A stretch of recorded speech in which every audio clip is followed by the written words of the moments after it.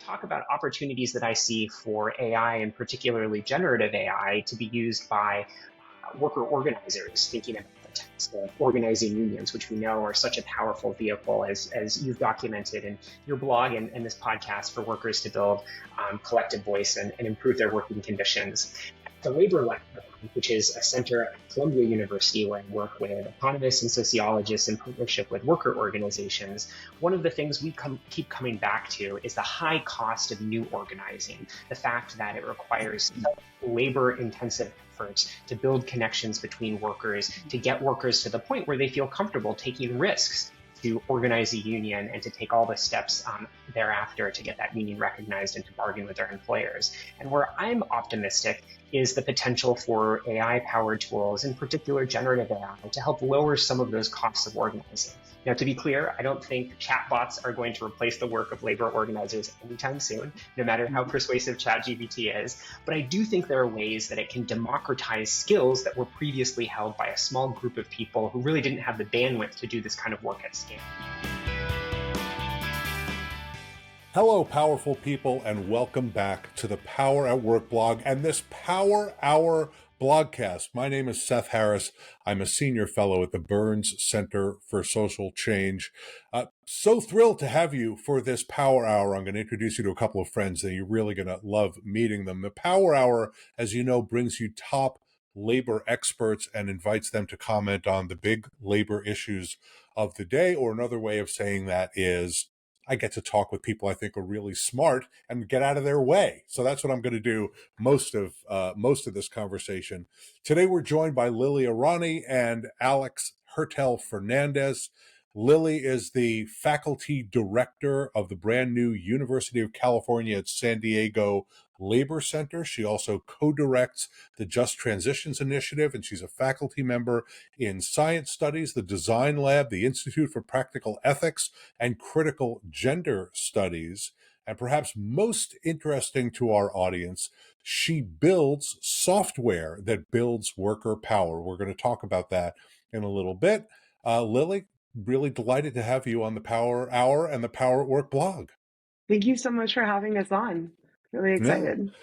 Yeah. I'm excited to have you here, and I'm equally excited to have my friend Alex Hertel-Fernandez. He's an associate professor of international and public affairs at Columbia University's School of International and Public Affairs.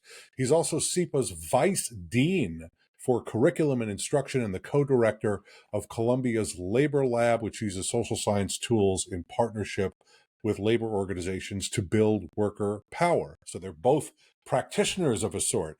And Alex also recently served as the Deputy Assistant Secretary for Research and Evaluation in the Biden administration's Labor Department, and he was a senior fellow in the White House's Office of Information and Regulatory Affairs. And Alex, I made it through that without once using an acronym. I think that's pretty impressive.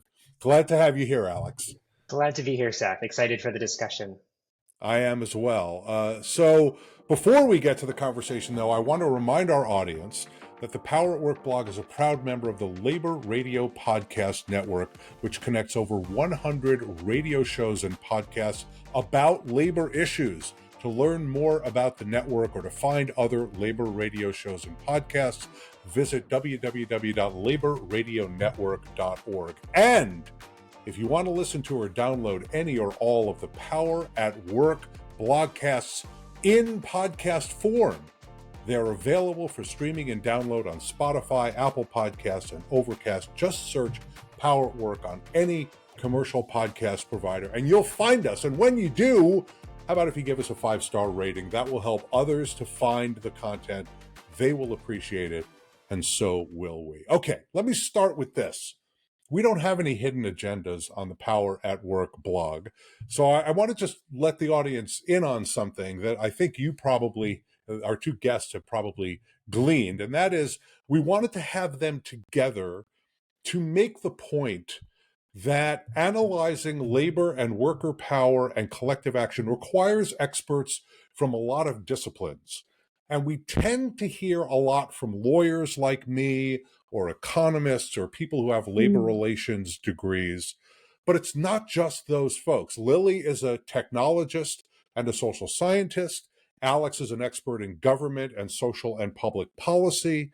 So that means that this conversation today, we're going to look at these issues from a variety of perspectives, different disciplines, and I think it's going to give us a really rich understanding of the topics that we've raised today. So grateful that they could both join us. Let me start with a topic that has long been important, but I think it's become even more so with the advent of artificial intelligence, and that is technology and the battle for power between workers and their employers. So Lilly, let me start with you, and I'm going to offer an opinion, give you a chance to comment on it, but also a couple of other things. So my view is that as a general matter, technology doesn't really have a moral content and generally doesn't pick a side between workers and employers, right? Technology allows for the production of various tools, and the question of what those tools end up meaning, either as a moral or ethical or economic matter, as a matter of politics or democracy, it's answered by how those tools are deployed, right? How they're used by whoever controls them. And let me say, there are obvious exceptions. So I read a newspaper story about AI-driven killer drones that can relentlessly hunt and destroy people at a very high rate. Yeah, it's kind of hard to view that as a morally neutral technology, but that's really the exceptional case, I think, and also it doesn't have anything to do with labor policy. So Lilly, you've been involved in building tools that build worker power. I would love it if you would tell the audience a little bit about those tools, but I also want to get your take on the larger question of whether artificial intelligence is going to help or hurt worker power. Yeah, I'm really glad that you started us off with a kind of really big picture history, philosophy, what the hell is tech even question. I kind of agree with you, but I kind of don't. So, I think how the technology deployed and how the technology is deployed and how it's maintained matters a great deal, but also how like what technologies get built and designed so that we can even deploy them also matters a lot. And in Silicon Valley, this gets talked about a lot as, oh, we need more diverse designers at the table. Like I studied computer science. I was part of the whole like we need more women in computing thing, but it doesn't matter if I'm an Iranian American woman, if my only jobs available are Google funding us to build drone AI to bomb people in my family's home country, right? So like the political economy matters, like who has the money to invest in this stuff matters. This mattered for worker rights back in 2000, was it like 17, 18 when it was, Google had that killer drone AI project. They said it was non-weapon drone AI, but 4,000 Google workers signed a letter internally. They're trying to get Google to drop Project Maven. As Google kind of dragged its feet, there were like escalations. There were like articles in the New York Times. Lots of workers quit over it. There was even a group of 9 security engineers who got together and said, we are not like, we are a choke point for this military contract and we're going to withdraw our labor. We're not going to implement what it takes. So those are cases where, like tech companies want us to believe that the tech is morally neutral. They want us to believe that AI is morally neutral. They want us to believe that like all, putting a data sensor on everything from like your workplace to the city is morally neutral. And then it's just how we deploy it. But those companies are the ones who stand to benefit from us saying, oh yeah, go ahead and design whatever. And then we'll come and decide what we're going to buy and what we're going to deploy. So I think it's really important to ask like who has the resources to design tech and get it ready to deploy. And that's actually really a practical issue in the projects that I do. So I don't exactly identify as a technologist in the sense that like I studied computer science. I was a tech worker at Google up through like the 2007.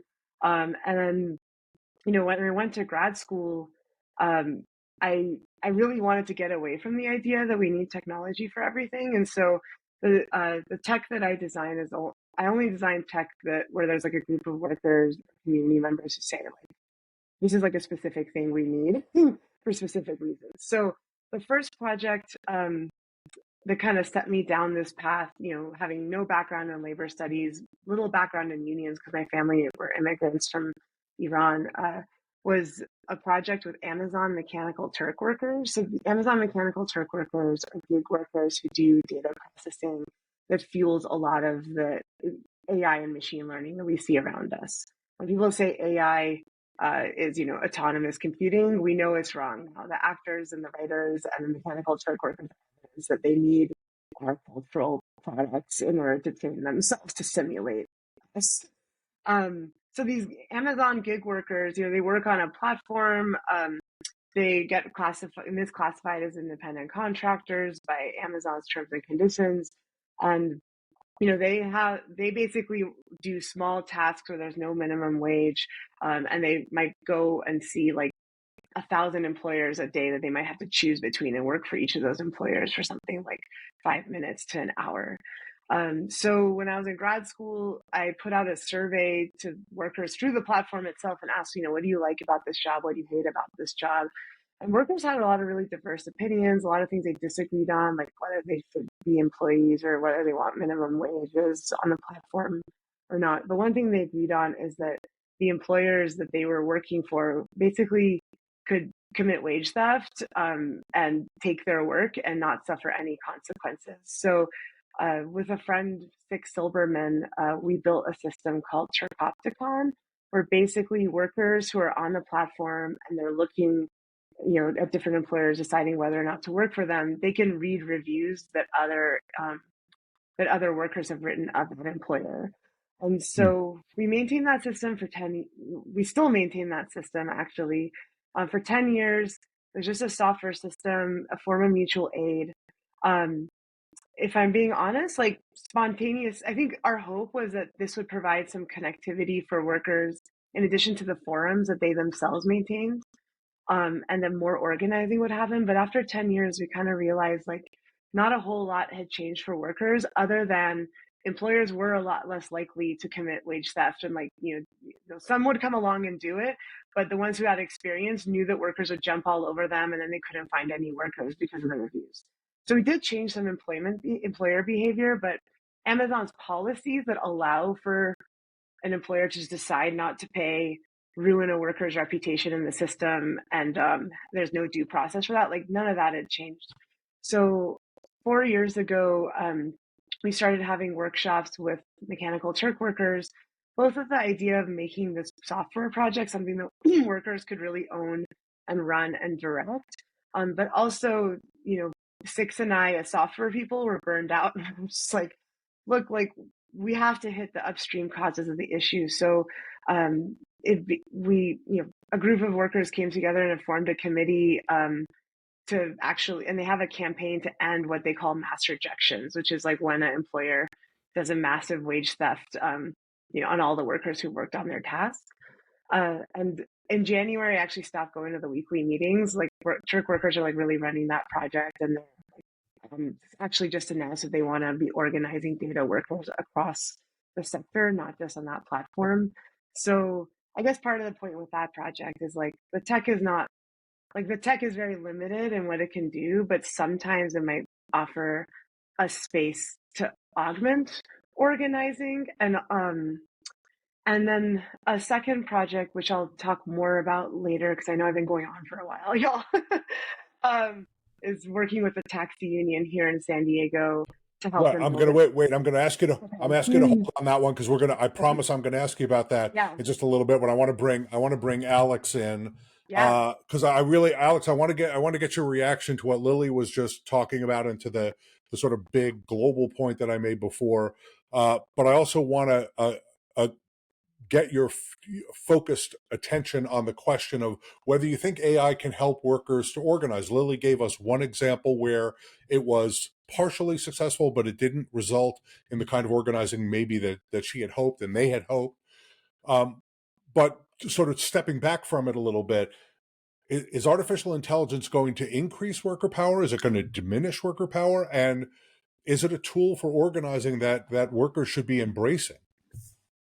Yeah, Lilly, it's so inspiring to hear about the work that you and your colleagues did in academia. As you well know, many social scientists were using MTurk to field surveys or conduct other academic research. And for many of these people, they didn't realize or fully appreciate the other person on the other end and how waiting another day to pay these folks or reject them could have a huge impact on their livelihood. And so making that work visible has been really powerful for, I know, my colleagues in the social sciences.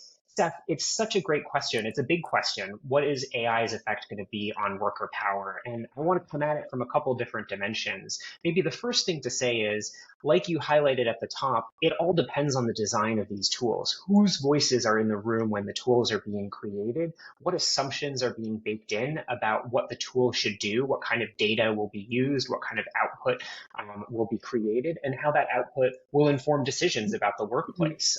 You can just as easily think about tools that make it easier for workers to do their jobs, even to build power, as you can tools that enhance employer control over workers and contribute to violations of workers' rights. And I'll come back to a couple examples of that in a moment. But I want to talk about opportunities that I see for AI, and particularly generative AI, to be used by worker organizers, thinking about the task of organizing unions, which we know are such a powerful vehicle, as you've documented in your blog and this podcast, for workers to build collective voice and improve their working conditions.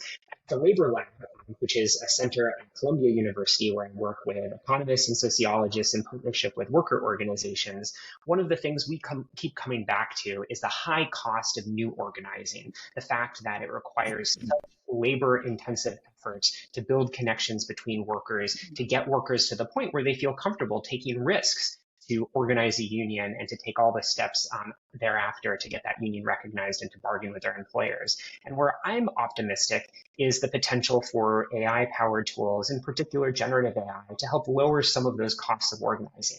Now, to be clear, I don't think chatbots are going to replace the work of labor organizers anytime soon, no matter how persuasive ChatGPT is. But I do think there are ways that it can democratize skills that were previously held by a small group of people who really didn't have the bandwidth to do this kind of work at scale.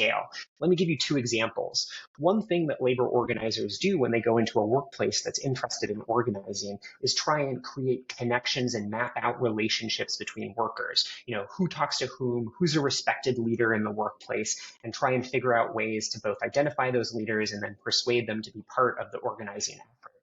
And generative AI tools are great at uncovering latent relationships in networks. And so to the extent that union organizers can feed in information about who shows up to which meetings, who's on what shift with other workers, how workers correspond with each other on social media, that's a great way of identifying these kinds of latent connections that could be used for union organizing. That's something that my colleagues and I have done in partnership with unions using statistical packages and data analysis that previously required a lot of training. But now I think AI-powered tools are going to lower that cost for workers.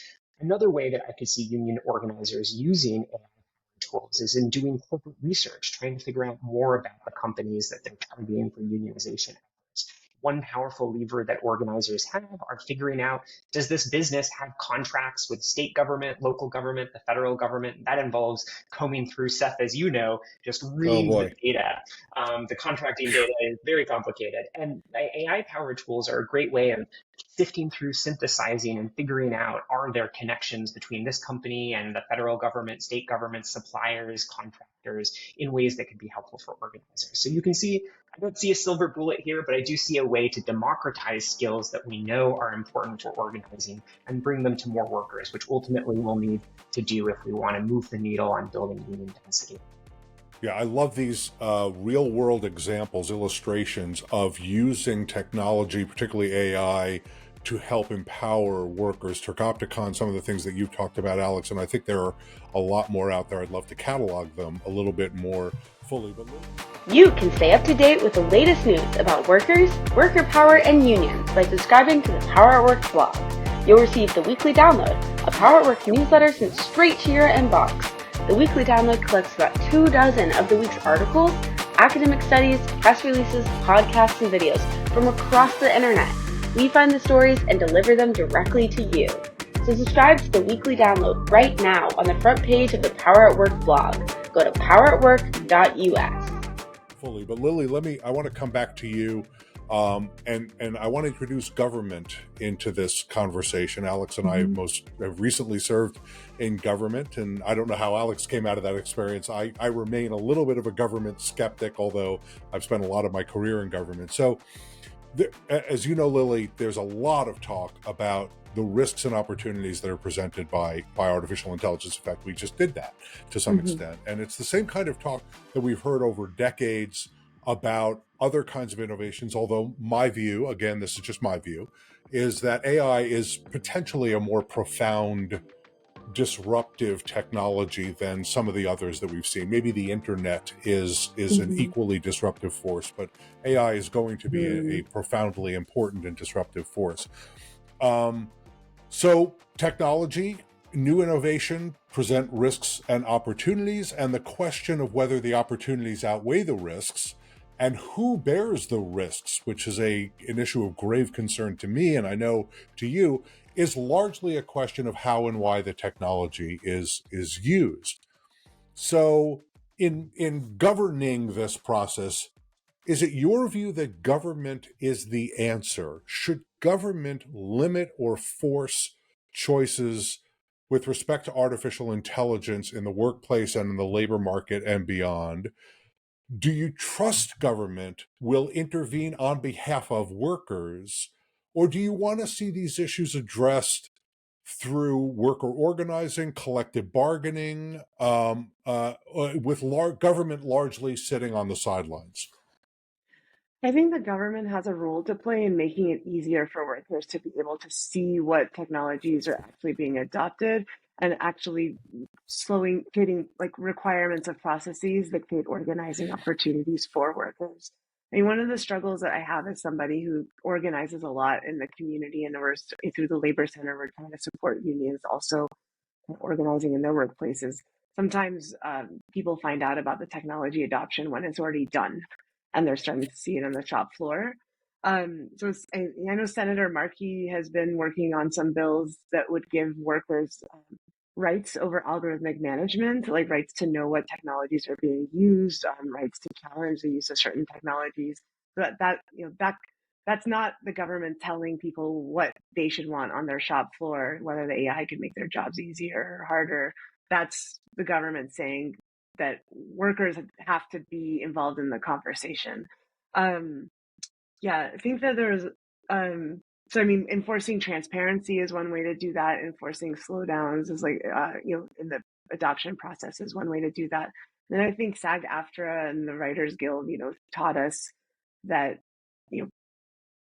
writers and actors, writers and actors are the best equipped to see the specific ways that AI is going to affect their labor, and the specific reasons why society should support them in having control over that. It's going to look different for nursing than it's going to look for acting.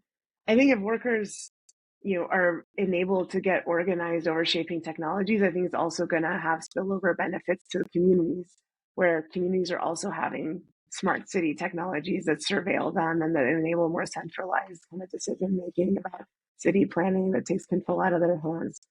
Those workers live in neighborhoods, and as citizens and residents want to see them flex their power in the neighborhood as well as in the workplace. Yeah. Yeah. You didn't mention you mentioned the writers and the actors, but the musicians also got a contract, right, that also addressed the use of AI. Again, it was going to be used to replace musicians. And so musicians absolutely got back in the game.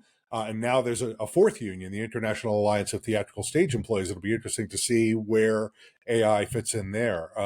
Alex, so you've actually been in this debate, particularly in a piece that you wrote recently about employers' use of automated management and surveillance tools. But it's not just that you've been in the debate from a scholarly side, you've been inside the belly of the beast. The Labor Department, you worked in the leading labor agency in the federal government.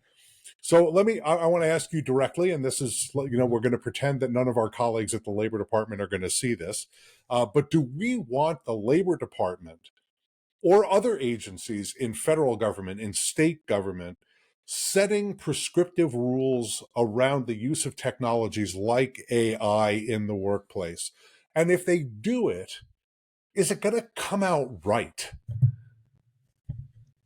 That's a great question, Mm. Seth. And as you know, I was really proud to be part of an effort to launch an interagency process around some of these questions in the administration. And where I come down is we absolutely need the government across all levels, but especially the federal government, to step in and create a floor for workers above which unions can negotiate additional standards and uses of technology, above which individual workers can reach arrangements with their managers.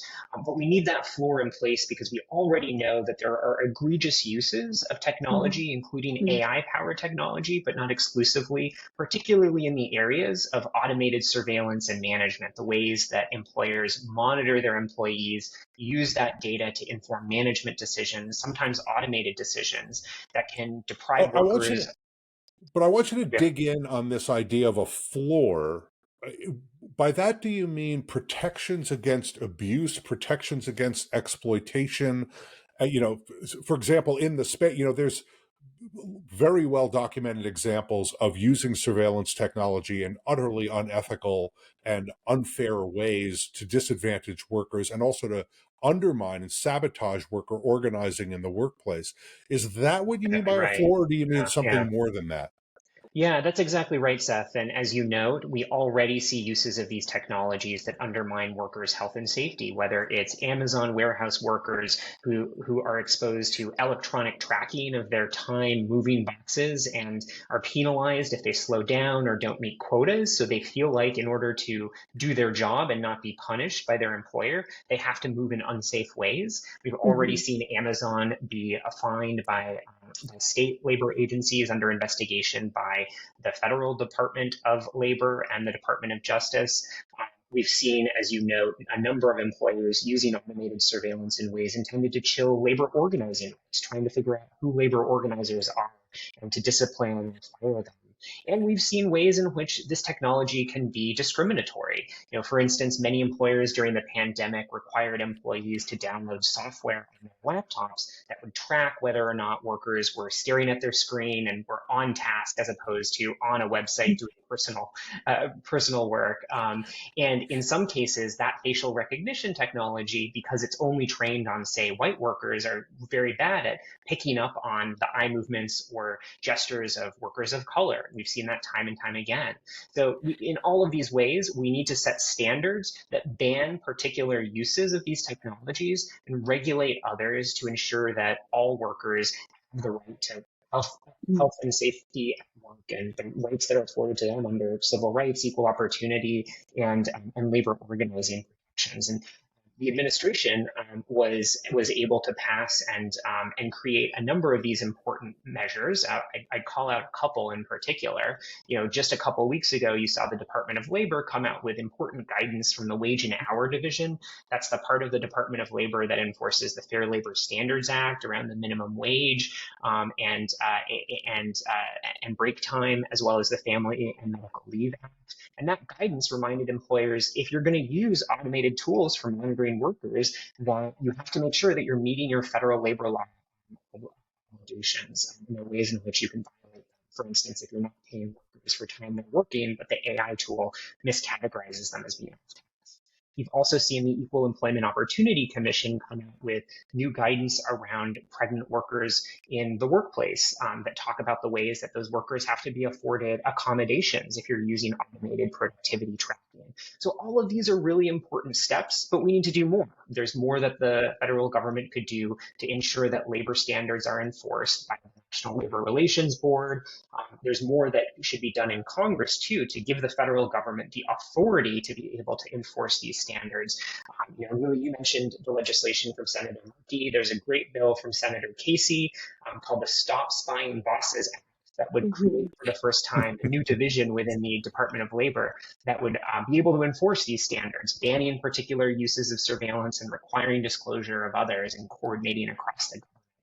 Maybe the last thing to say is this is a place where the federal government may inadvertently be encouraging surveillance uses. For instance, the Department of Transportation has regulations, in some cases requiring the use of inward-facing cameras on truck drivers to monitor Yeah. them. And many of those Yes. packages come with AI-powered cameras that can be faulty, that can create a lot of pressure on drivers to work and drive for too long. And the Department of Health and Human Services also incentivizes and in some cases requires home healthcare workers to be monitored by the companies that they're working for.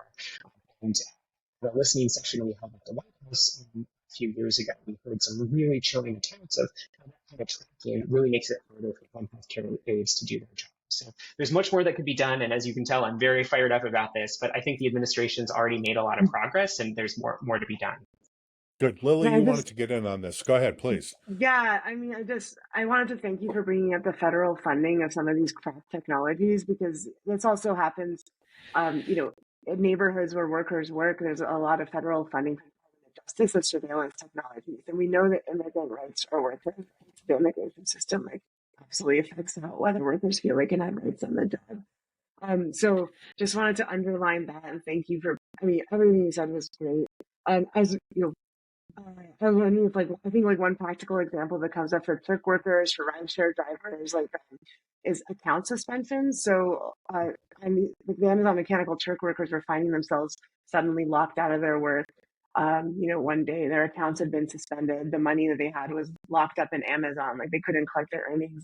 And Amazon has a bunch of machine learning patterns where they're just looking for suspicious behavior and then canceling people's accounts with no due process. And so I think some of the laws that you were talking about, would require there be a due process there, that you can't just lock up somebody's money without notifying the person talking through that. I wanted to give one case of something we should be avoiding, which is certain kinds of regulations that make it easier for big tech companies to get their technologies bought. So in California and Washington, Microsoft was pushing a face recognition law that was about making sure the face recognition is tested so it's not biased, and it has to be tested by an auditor and certified before it can be used. In this case, it was public spaces, but you can imagine someone passing a law like this for workplaces as well. But all that does is basically create a law that only large companies like Microsoft, Google, and Amazon can comply with. And then the public is kind of asleep, or unions, might be asleep. They're oh, this is certified as unbiased. But how that tech's going to play out in your specific workplace with your demographics, you can't certify that an auditor is doing essentially. So just wanted to inoculate us against saying any technology has been certified against bias. That's a tech tactic to get us to kind of co-opt this movement for control over tech, but it's not going to really help workers build power over this stuff. Yeah, that's such a great point. And maybe one last thing to lift up, Seth, to your original framing of this question is so often we hear this question asked, is AI going to replace, huge swaths of the workforce? How is it going to transform the economy in 10 years and 20 years? Well, we're already seeing the ways that technology is being used today to lower job quality. And so I think it's important that we don't lose sight of all of the uses of those technologies right now. And it gets back to your original question of whether these technologies are neutral. And I think it depends on who's in the room when they're being designed. If it's an employer that's creating a tool explicitly for the purposes of making sure that workers are spending every minute of their job trained on their screen doing work, and then penalizing if they're not, that's a very different tool you're going to end up with than if workers are also talking to the tech designer and saying, here's how technology could complement what I'm doing and make me more effective without putting my health or safety or rights at risk. Right. I want to jump in.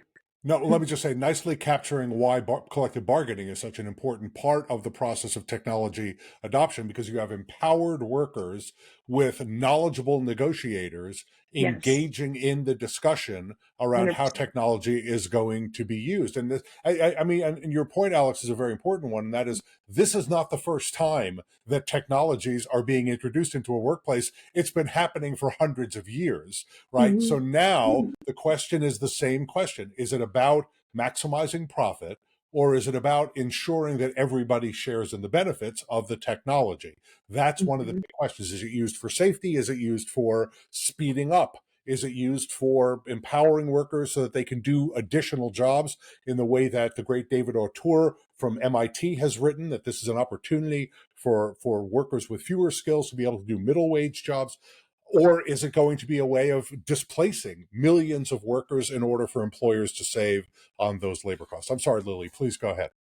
That was such a powerful and important point. I think the one thing that I wanted to add about a role the government could play here is that as somebody who's been building technologies for workers, like there's not a lot of funding for it. Venture capitalists aren't going to fund the time that me and my grad students spend. Like we spent, years building this taxi app that we're going to talk more about later. Venture capitalists aren't going to pay for it.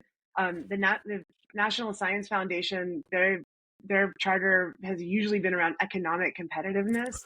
They now have some more workers stuff, but it's not really built to fund and maintain things the workers need. So I think the government has a role in changing the funding ecology so more stuff can get built that workers would actually want to bring in or use rather than just relying on what the private sector. Yeah. The Power at Work blog is a project of the Burns Center for Social Change at Northeastern University. The Burns Center develops innovative, participatory, and equitable approaches to solving public problems using new technology. Our faculty and fellows are accomplished, nationally recognized changemakers. Interested in learning more?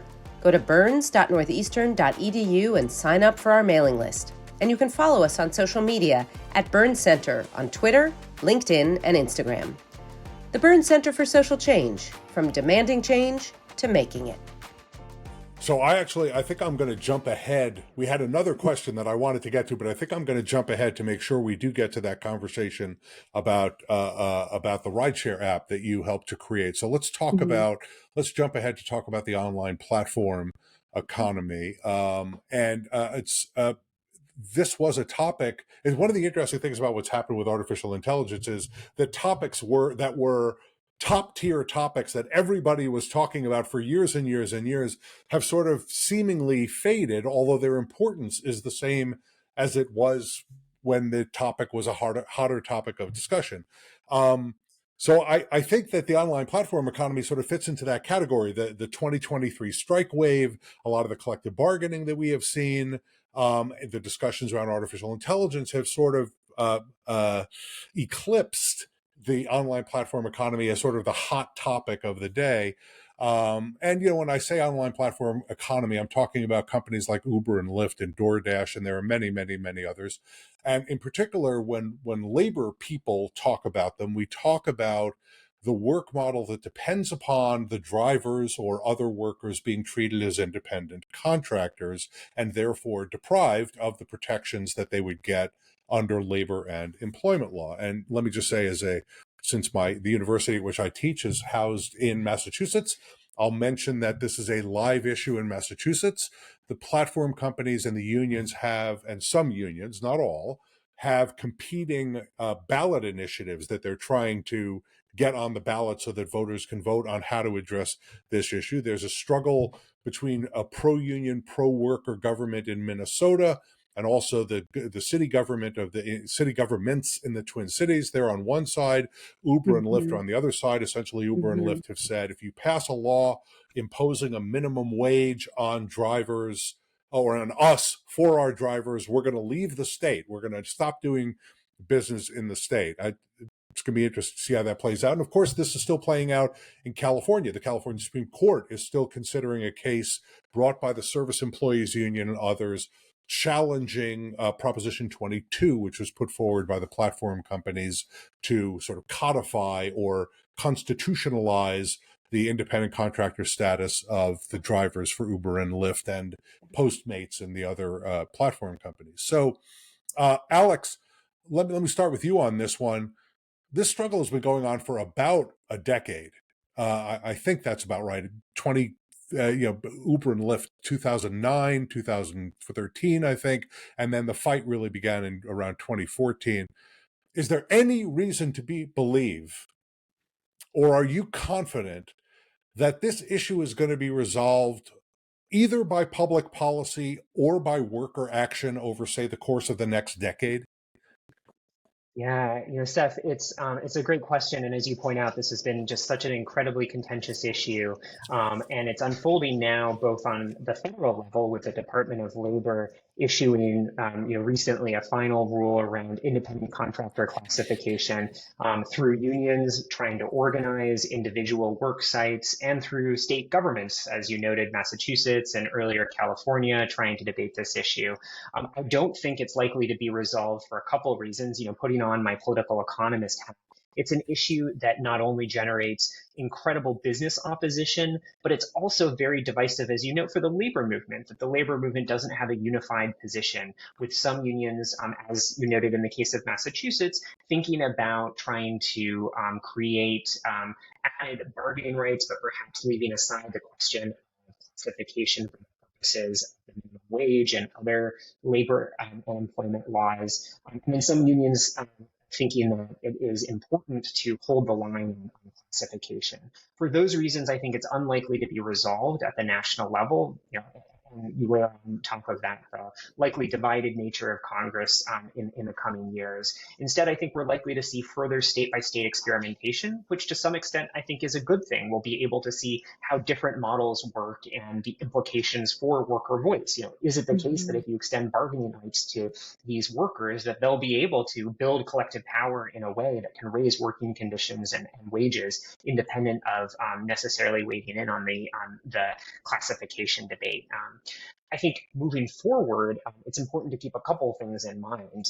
One, I think we should be cautious about setting in stone or statute anything that might lower labor standards for particular sets of workers and create a race to the bottom opportunity for employers. We've seen time and time again that employers will choose new business models, new employment relationships to erode the kind of obligations that they have to their workers. And to the extent that we set that in stone and provides an outlet for employers to shunt more workers to, I think that would be problematic. And I think we also need to think about creating sensitivity to different kinds of employment relationships. We talk about the platform economy overall, but it's likely the case that workers in different kinds of business relationships, employment relationships, need different configurations. So I think some sensitivity to that, and that's one of the advantages of unions, is you can have that kind of sensitivity to the different arrangements that workers have will be important. Those are some initial thoughts on what I think, as I noted at top, is an incredibly contentious issue and one that's likely not to be resolved in the coming years anytime soon. Yeah, I think we're going to have you back in a decade and see how that forecast works out. I think you're almost certainly right, Lilly. I want to talk about your work with the Ride United app in San Diego. As I understand it, and I want you to correct me if I get this wrong, and there's the emblem, there's the logo. And it was to help, tell me if I got this right, it was to help unionize taxi drivers essentially to compete with Uber and Lyft. Now, is that the solution? Should workers' unions and technologists simply beat the platform companies in competition and put the profits into workers' pockets?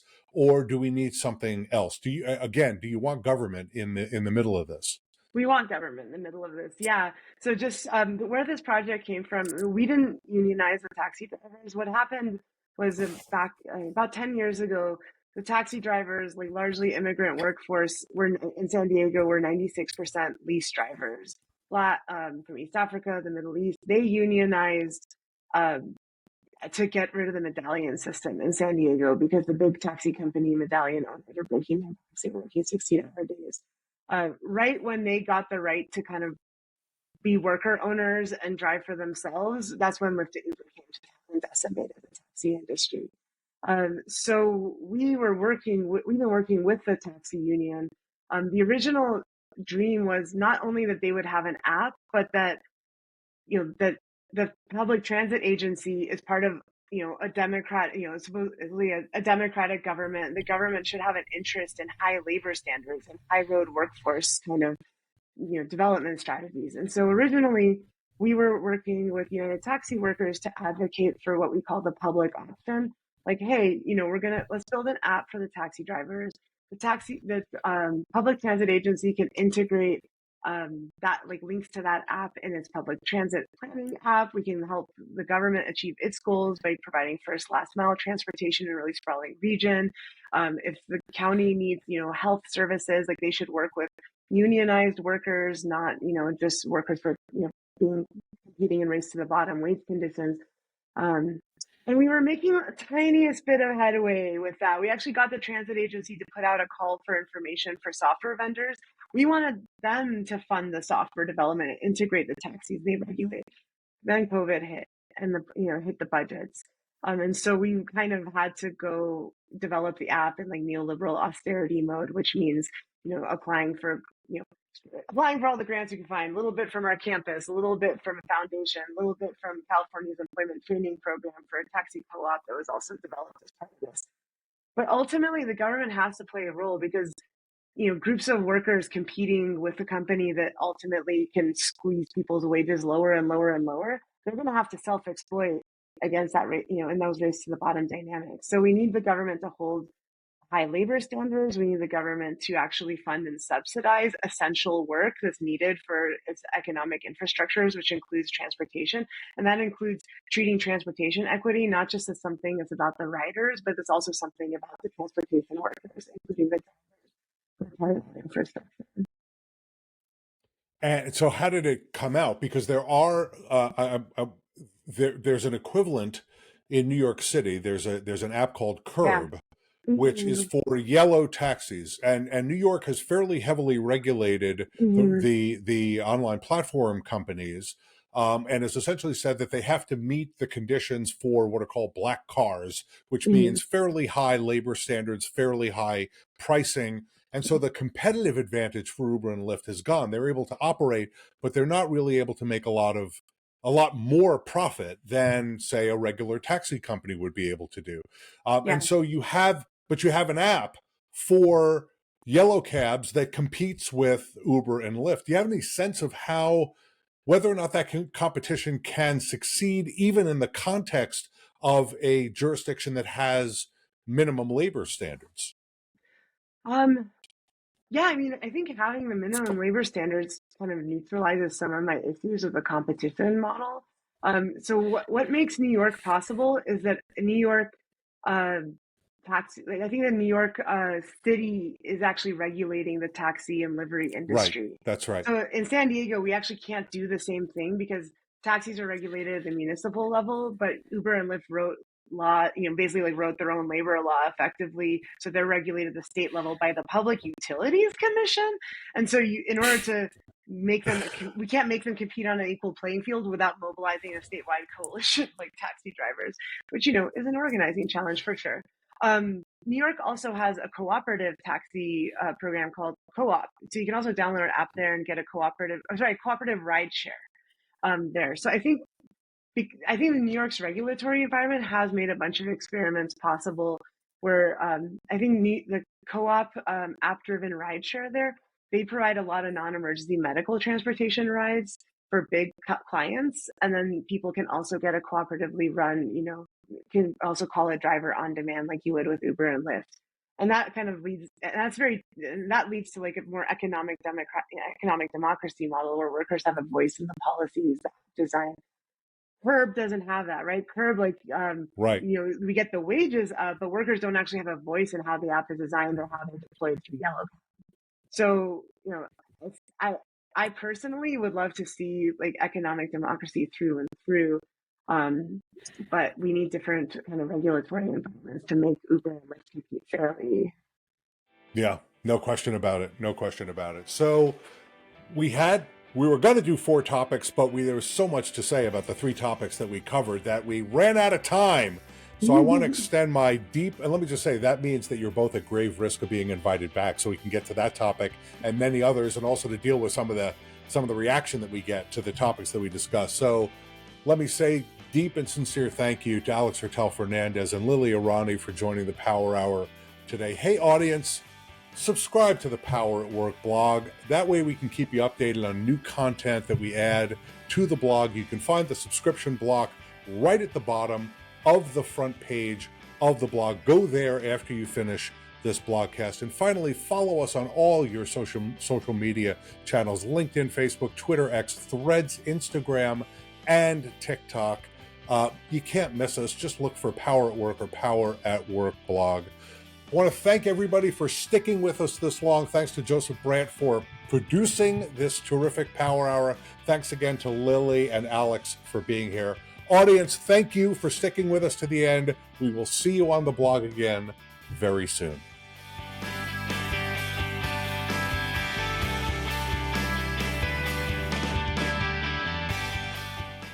Public professionals, would you like to learn how data, digital innovation, and AI skills can improve your work and help you serve your constituents better? The answer is Innovate US. Innovate US offers no-cost learning on the skills you need to succeed in government in the 21st century. Attend a 1-hour weekly workshop or enroll in a course on AI or human-centered design at your own pace. It's all free to you. Visit innovate-us.org today to learn more and sign up. That's Innovate-US. Visit right now.